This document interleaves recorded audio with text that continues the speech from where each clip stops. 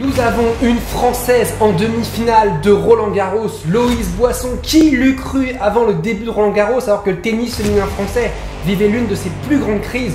Aujourd'hui, nous avons une Française en demi-finale de Roland-Garros, chose qui n'était plus arrivée depuis 2011. Et Marion Bartoli. Mesurons l'exploit de Loïs Boisson. On revient sur son match en images colossales. Fou. Merci Loïs. Salut à tous, je suis très heureux de vous retrouver aujourd'hui pour une toute nouvelle vidéo. Et aujourd'hui, on va débriefer en images ce choc entre Loïs Boisson, notre Française, et Mira Andreeva, 6e joueuse mondiale, 18 ans. Et je dis bien, je fais bien un accent sur l'âge parce que elle a fait son âge, clairement, aujourd'hui, Mira Andreeva. Et on va revenir sur ce match parce qu'il s'est passé tellement de choses, plus de 2 heures de combat. Et on a eu notamment l'un des meilleurs premiers sets du tableau féminin, le plus long, en tout cas, premier set du tableau féminin. Et en tout cas, Boisson qui avait très bien commencé avec un premier jeu qu'elle remporte assez tranquillement. Et on sent qu'elle est bien rentrée dans son match, elle n'est pas tendue, il n'y a pas de tension. Il faut rappeler que le toit était fermé, c'est la première fois de sa vie qu'elle jouait à Roland-Garros sous un toit fermé, puisqu'elle avait joué sous le Châtrier, enfin sur le Châtrier, il y a 2 jours, mais c'était ouvert. Là, c'était complètement fermé. Ça aussi, c'est des stats qui me font rire. C'est un peu en mode jeu vidéo. On a les stats des joueuses. Alors, le coup droit de Loïs Boisson, évidemment, 8,1, il devrait être à 10, parce qu'il est exceptionnel. On voit que son revers, c'est un petit peu son point faible. Les retours de service aussi. Ouais, ça va. Et en tout cas, on a eu un match assez passionnant. On a eu une Andreeva qui, au début, je trouve tactiquement, jouait très bien. Elle jouait long sur le revers de Boisson, qui était obligée du coup de prendre la balle haute. Elle avait du mal à faire des chips, des slices. Elle faisait pas de slice comme face à Pegula. Et je trouvais qu'Andreeva avait une approche tactique de ce match qui était très intéressante, qui était vraiment très bonne. Et elle nous fait un super début de match, Andreeva, parce qu'elle va breaker quasiment d'entrée Boisson. Et à ce moment-là, on se dit, bah, c'est un peu comme face à Pegula, où elle se fait breaker d'entrée, et qu'on se dit, bah, le temps qu'elle se mette en route, on sait jamais. Et puis, bah, c'est ce qui va se passer, puisque là, Andreeva va mener 3-1 tranquillement sur une faute de Boisson. Là, elle va nous faire un retour exceptionnel, je le mets parce que, en fait, Boisson aussi anticipait pour se décaler coup droit, et se retrouve, regardez où elle se retrouve, elle est au moins à plus d'1 mètre, 1,50 m de la ligne médiane. Enfin voilà, du milieu de terrain, et du coup bah, elle a complètement le cours ouvert sur ce long de ligne pour Andreeva. Elle a fait des revers long de ligne exceptionnels, surtout dans le premier set, parce que le deuxième, on va y revenir justement, c'était beaucoup moins bien pour Andreeva, mais sur le premier set, elle a vraiment distillé des revers long de ligne exceptionnels. Elle peut rien faire, si la balle elle va tomber là-dedans, dans cette zone-là, elle est exceptionnelle. Là, c'est une amortie pour sauver une balle de double break, et ce moment-là, on se rend pas compte, mais c'est peut-être cette amortie-là et peut-être l'amortie du match au final, parce qu'il faut rappeler un petit peu tout ce qui s'est passé. Mais cette amortie-là, c'est une balle de double break pour Andreeva qui peut mener 4-1, service à suivre. Et Boisson nous sort une amortie exceptionnelle, quasiment rétro. Enfin voilà, elle met sur les, elle a même pas bougé. Andreeva, elle a même pas réussi à décoller.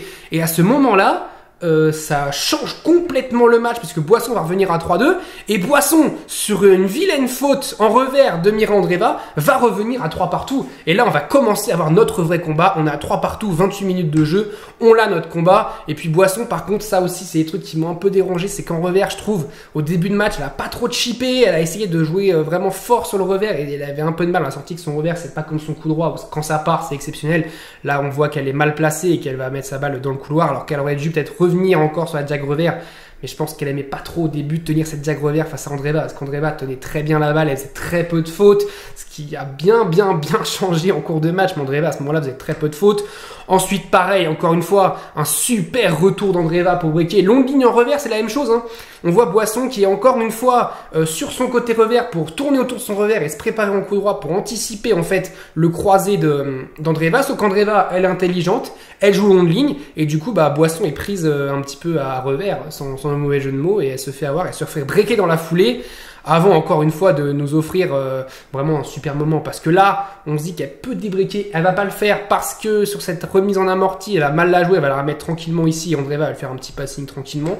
Donc on est à 5-3 pour Mira Andreeva à ce moment là, et c'est assez logique. Là pareil, c'est quelque chose que j'ai pas trop aimé sur le match de Boisson, qu'elle a beaucoup moins fait à la fin, c'est qu'en fait elle se décalait coup droit, mais regardez où elle est décalée, elle est complètement dans le couloir, elle est même à l'extérieur du couloir, et du coup Andreeva, qui a, je rappelle, un super revers long de ligne, avait tout le cours, et c'est ce qu'elle a fait, parce qu'elle se trouve à 15-30 à ce moment-là, elle avait tout le cours, et elle met la balle juste dans cette zone-là, sans prendre de risque, elle met la balle ici, là où ma souris est, et il n'y a pas de risque à prendre, elle est 1 mètre... à côté de la ligne de couloir et 2 mètres devant la ligne de fond. Il n'y a aucun risque à prendre et c'est très très bien à ce moment-là. Et pareil, Boisson qui va sauver une balle de 7 sur ce jeu-là, très importante, cette balle de 7 qu'elle va sauver. Et puis ensuite, elle va y aller avec du cran, avec un coup droit lifté pour remporter ce jeu.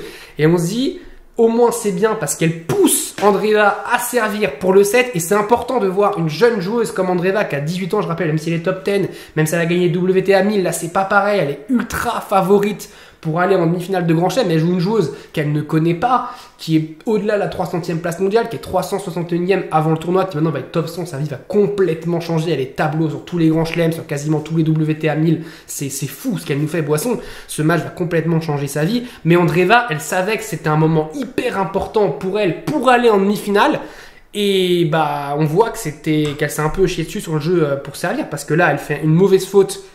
En coup droit, on voit qu'elle est le coude complètement plié et du coup, bah, sa balle part pas et elle va dans le filet. Et copier-coller un point plus tard où la balle va dans le filet aussi. C'est le point d'après, hein. C'est pas le même point. Là, c'est le point à 15-30 et là, c'est le point à 15-40. Elle fait le même coup droit qui va dans le filet et puis il va bien dans le filet. Il est quand même bien au milieu du filet quasiment. Et donc, Boisson revient à 5 partout. Et là, ce match va commencer à rentrer dans de la tension. On a senti qu'après, la tension a commencé à être palpable et tout, mais tant mieux parce que c'est ça qu'on veut voir au tennis, c'est aussi des points de tension. Et puis là, pareil, j'ai mis un point important de Boisson, service plus 1, elle fait un gros service kické externe qui sort Andreeva du cours. Là, Andreeva, cette fois-ci, joue croisé, et là, elle est bien décalée, et elle peut faire un plus 1, un peu à la Roger Federer qui avait cette capacité à faire un super service, et ensuite, avec son plus 1 au coup droit, gagner le point direct après. Là, c'est ce qu'elle nous a fait. Elle nous fait vraiment encore un super jeu. À 5 partout, elle nous fait un super jeu parce que justement, en fait, elle débreak à 3-2 pour revenir à 3-3 et derrière, elle fait pas un excellent jeu, elle se fait breaker dans la foulée. Là, à 5-5, c'est pareil. On peut se dire, attention, est-ce qu'elle va pas se faire rebreaker dans la foulée? Non, avec Boisson, non, ça arrive une fois, pas deux, et là il nous fait un super jeu. Et puis ce jeu-là à 6-5, alors celui-là, ce 12e jeu, c'est le jeu le plus tendu du match, hein, il a duré quasiment un quart d'heure. C'est le match, ce jeu-là, j'ai eu très peur quand Boisson ne le prend pas, parce que déjà il y a cette énorme erreur d'Andreeva à 40 ans, elle a juste un coup droit tranquille à faire, lifté. Et elle le manque. Alors c'est un coup droit qui est plutôt simple, mais dans un moment important, on sait que les choses simples parfois deviennent compliquées. Et là, on l'a vu, énorme faute d'Andreeva qui offre une balle de 7, la toute première à Loïs Boisson. Là, pareil, quelque chose que j'ai pas trop aimé, sur deuxième balle, elle se décale direct en coup droit, mais regardez où elle est. Elle est décalée, c'est bien, elle se décale, elle tente, sauf que son coup droit est un peu trop neutre, il est pas assez dangereux, soit elle tente pour de bon, et elle rate, ok, mais là, elle a vraiment fait un coup droit neutre, et en plus, regardez où elle est. Andreeva, elle a juste mise longue ligne, et après, a tranquillement terminé le point. Là, elle a voulu y aller franchement, cette deuxième balle de 7, sauf qu'elle fait une énorme faute. La balle, elle va rebondir par là, assez loin quand même. Mais au moins, elle a tenté. Est-ce qu'elle aurait pas dû tenter très fort court croisé? Mais pareil, le revers d'Andreeva est exceptionnel. Elle aurait été capable de faire un revers long ligne. Donc là, au moins, elle a tenté. Elle est morte avec ses idées, on va dire, sur ce point-là. Parce qu'elle y a été. Même si elle s'est ratée, elle y a été. Ensuite, on voit là, c'est la durée du jeu 11 minutes 10, mais il y a encore eu 2 égalités derrière, donc ça a duré au moins un quart d'heure. Et on voit Andreeva qui va terminer sur une volée ce jeu. Enfin, on est à 1h08, hein, quand le dernier screen, j'étais à 52 minutes pour le jeu à 5-5, donc il a fini vers 53. Là, ouais, on est à 1h08, on est quasiment sur un quart d'heure de jeu, hein, c'est colossal. Ensuite, le tie-break qui démarre mal en plus pour Boisson, il y a 2-0 pour Andreeva. On se dit, aïe aïe aïe, est-ce qu'elle n'a pas laissé passer sa chance avec ses 3 balles de 7, parce qu'elle en a eu 3, j'en ai mis que 2 dans les screens, mais elle a eu 3 balles de 7. Et là, elle va lui mettre un coup droit encore lifté, en volée lifté exceptionnel. Lui, là, il est dur, hein.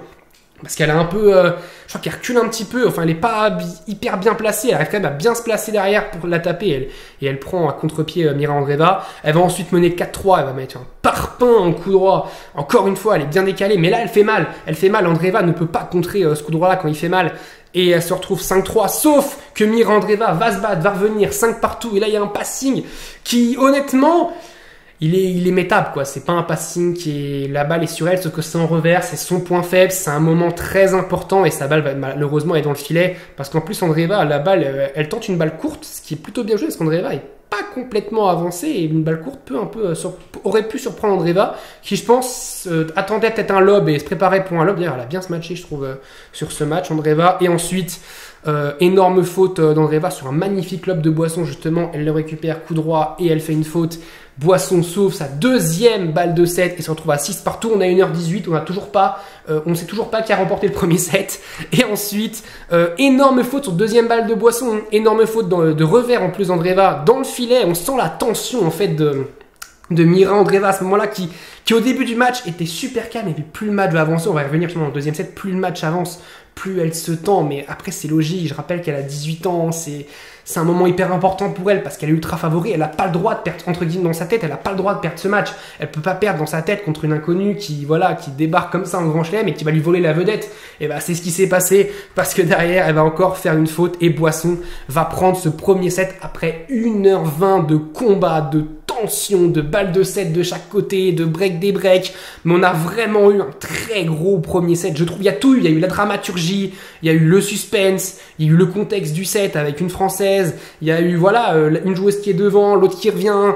On a eu plein de scénarios dans ce premier set et c'était assez exceptionnel. Et ensuite, deuxième set, Andreeva qui va tout de suite remettre les points sur les i et breaker Loïs Boisson en disant « c'est bon, là t'as pris le premier set, on va un petit peu arrêter, c'est fini la récréation, je vais remporter ce match. » Parce qu'on se dit qu'en plus Boisson commence un petit peu à baisser, il y a un peu un relâchement, ce qui est logique après un premier set exceptionnel. Mais Andreeva, elle se relâche pas, on voit, elle crie après ce jeu gagné parce qu'elle sent que c'est important de remporter ce jeu. Elle a raison d'ailleurs et elle va le refaire, c'est le même cri, hein, c'est le même cri, mais un jeu plus tard, regardez, c'est absolument la même chose qu'elle nous fait parce qu'elle sait qu'à ce moment-là, elle sort un énorme jeu pour mener 3-0. Ensuite, un geste un peu étonnant quand même de Andreeva parce que qui mène 3-0, mais si Boisson remporte ce point-là pour revenir à 3-1 et qui va se taper dessus en fait sur la cuisse, qui va s'énerver un peu parce qu'elle remet mal une remise sur ce match amorti de Boisson. Et là, je comprends pas en fait à ce moment-là, je me dis mais pourquoi elle s'énerve comme ça? Elle mène 3-1. Elle est devant, elle a bien démarré ce deuxième set, elle fait un bon début de deuxième set, elle est vraiment dans son match. Le premier, franchement, si elle le prend, il n'y a pas scandale, sauf qu'elle le prend pas, mais elle est dans le match, clairement, il n'y a pas le feu, elle est devant dans ce deuxième set, et elle va commencer à partir de ce moment-là à s'énerver, mais beaucoup. Là, pareil, elle nous envoie une ogive en revers, mais exceptionnelle. Mais Boisson qui, à ce moment-là, nous a sorti un revers de l'espace, elle n'a quasiment pas mis un du match. Et là, elle va bien prendre la balle tôt, elle a longue ligne, magnifique, et ça surprend Andreeva, que ça tendait, je pense, à une balle croisée. On voit, elle est prise sur cette balle magnifique de la part de Loïs Boisson qui va débriquer sur ce point-là. Et là, c'est le moment où Andreeva va commencer complètement à sortir du match, à péter un câble. Elle demande à un membre de son équipe, hop, allez, dégage, on part, s'il te plaît, allez, vas-y, je veux plus te voir.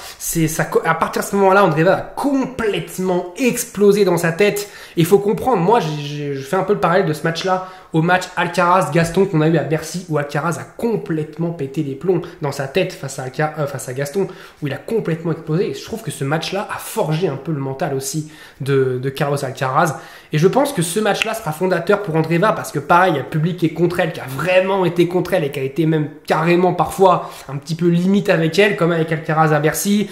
Il y a eu, face à une Française, tu mènes dans le deuxième set, tu perds derrière tous les jeux, comme Alcaraz, il s'est passé ça aussi. Pour moi, il y a un peu un parallèle. Et en plus, Andreeva a 18 ans, Alcaraz en 2021 avait 18 ans à ce moment-là. Et voilà, c'est un match qui sera fondateur pour elle parce que là, elle doit être énormément déçue, elle doit être triste, en colère, elle doit y avoir toutes les émotions qui doivent passer dans sa tête, mais je pense que c'est un match qui sera fondateur pour elle et que Conchita Martinez, sa coach, va lui faire apprendre de ce match-là, comme Juan Carlos Ferrero avait fait apprendre de cette défaite, cette terrible désillusion face à Hugo Gaston à Bercy, Carlos Alcaraz. Ensuite, là c'est pareil, elle va un petit peu demander à l'arbitre parce qu'il y a une balle qui n'est pas annoncée faute, Boisson dit qu'elle est faute, et elle est vraiment faute, en plus pour le coup elle était assez loin, et Andreeva qui va à ce moment-là vraiment péter un câble, elle se dit mais c'est pas possible, il y a tous les éléments qui sont contre moi, même les balles, il n'y a plus rien qui rentre, et puis pareil, les jeux commencent un petit peu à s'enquiller, là pareil, double faute, on voit le public qui va se lever comme des dingues, l'arbitre qui met le doigt en plus pour dire non, elle est faute, et ça fait mal dans la tête de Mira Andreeva, Boisson qui mène 4-3, qui prend 4 jeux consécutifs, mais Mira elle essaie quand même de se battre, mine de rien, elle va s'offrir une balle de débreak, 2 balles de débreak, et elle va faire la faute, elle va craquer, Boisson va réussir à revenir et à prendre ce jeu très important, là c'est un manque de lucidité, tant une amortie rétro, il y a un énorme manque de lucidité, il n'y a pas à tenter une amortie comme ça à ce moment-là, elle doit tenter l'amortie, oui, mais pas une amortie autant rétro, et la balle elle a même pas rebondi dans le filet, je crois, elle a rebondi juste avant, c'est un manque de lucidité de Mira Andreeva sur cette fin de match, on voit elle est complètement désabusée sur les balles de match de Boisson, elle était perdue à la fin du match, elle a même balancé une balle, je l'ai pas mis mais elle a balancé une balle, elle était vraiment dans un état de panique en fait sur ce match-là. On a tous vécu ça quand en match de tennis on met plus la balle, on sent plus la balle, qu'il n'y a plus rien qui va. Et là encore, elle avait en plus, dès qu'elle faisait une faute, elle avait un public qui faisait une standing ovation à son adversaire. Ça doit être terrible dans sa tête et elle a dû bouillir pendant tout le premier set et elle s'est quand même contenue. Pendant un set, elle a été, je trouve, irréprochable. Et après, on a senti qu'elle a complètement explosé, mais en même temps, c'est logique, qui n'aurait pas explosé à sa place. Et puis, ces Boisson qui derrière se couchent sur le court Philippe Chatrier. Ça fait plaisir qu'on ait une Française en demi-finale parce que le tennis français était tellement en souffrance, le tennis féminin français était tellement en souffrance que là, c'est un énorme coup de chapeau à Loïs Boisson qui nous fait une prestation de dingue, qui premier grand chelem en carrière, qui va en demi-finale, qui va jouer Coco Gauff. Tout est possible face à Coco Gauff, parce que vu ce qu'elle nous fait face à Andreeva, vu ce qu'elle nous fait face à Pegula, on se dit Coco Gauff, elle peut complètement aller la chercher. Et franchement, c'est magnifique. C'est la belle histoire de ce Roland Garros. Franchement, c'est exceptionnel. Il n'y a pas eu de Français, hommes et femmes confondus en demi-finale de Roland Garros, si je dis pas de bêtises, depuis Louis-Wilfried Tsonga en 2015. Ça commence à remonter, ça fait 10 ans. Pas de Française depuis Bartoli en 2011, ça fait 14 ans. Imaginez aujourd'hui, il y a des gens qui vont passer le brevet, qui n'ont pas vu de Française en demi-finale de Roland Garros. Je ne sais pas si on se rend compte de ça, c'est complètement dingue. 2011, c'était une éternité. Paris venait d'être acheté par le Qatar, c'est complètement fou. Qu'on pense à tout ce qui s'est passé en 14 ans, et là d'avoir Loïs Boisson en demi-finale de Grand Chelem, qui l'eût cru en début de quinzaine, c'est complètement dingue. Pour Andreeva, c'est une terrible déception, mais comme j'ai dit, elle va apprendre de ce match et elle reviendra plus forte. Et pour Boisson, c'est l'histoire qui continue et l'histoire est magnifique. Dites-moi ce que vous avez pensé de ce match entre Mira Andreeva et Loïs Boisson, de ce craquage mental de Mira Andreeva, de cette force aussi mentale de Boisson qui n'a pas craqué, qui a été exceptionnelle. Dites-moi tout sur ce match, toutes les émotions que vous avez. N'hésitez pas à liker, à commenter et à vous abonner, toujours de plus en plus nombreux. Merci beaucoup, merci au tennis de nous faire vivre ce type d'émotions. On se retrouve très très vite. D'ailleurs, ce soir, il y a encore des matchs. Il y a Sinner Bublik et puis il y a Novak Djokovic, Alexander Zverev. Ma vidéo sur la preview du Djokovic Zverev et c'est la dernière vidéo, donc vous pouvez toujours aller la voir. Je vous dis salut à tous, portez-vous bien.